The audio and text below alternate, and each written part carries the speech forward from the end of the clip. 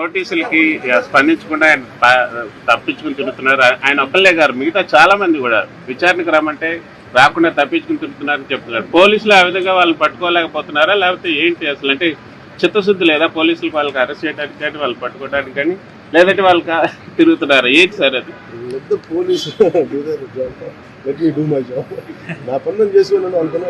అట్లా గత గవర్నమెంట్ లో అయితే ఎక్కడున్నా కూడా పట్టుకొని వచ్చేవాళ్ళు, ఇక్కడ మాత్రం పోలీసులే వాళ్ళు చెప్తున్నారు వాళ్ళు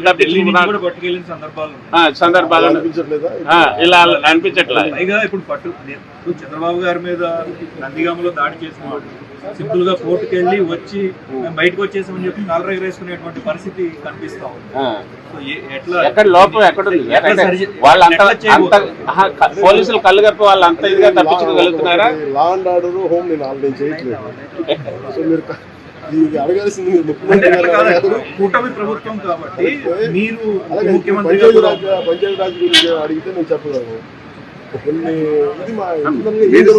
చెప్పినవన్నీ సమిష్టి బాధ్యత కదా సార్. ఖచ్చితంగా నేనే అన్నీ తప్పించుకోవట్లేదు కదా, కానీ ఒక మాట చెప్పేటప్పుడు కొంచెం బాధ్యతగా చెప్పాలి. సో మీరు మా మీడియా మిత్రులు అడిగారు ఢిల్లీలో, ఇవన్నీ నేను మా ముఖ్యమంత్రి గారి దృష్టికి, హోంమంత్రి గారి దృష్టికి తీసుకెళ్తాను. ఏం చెప్పంటారు చెప్పండి, మీ మాట నేను తీసుకెళ్తాను. అంటే మిమ్మల్ని అంత ఇబ్బంది పెట్టినప్పుడు, అంత ధైర్యంగా ఆంధ్ర పోలీసులకు ఈరోజు ఆంధ్ర పోలీసు ఎందుకు తట్టపాయిస్తున్నారు అడగాలి. మా వీడియో మీకు నచ్చినట్లయితే please like, share and subscribe.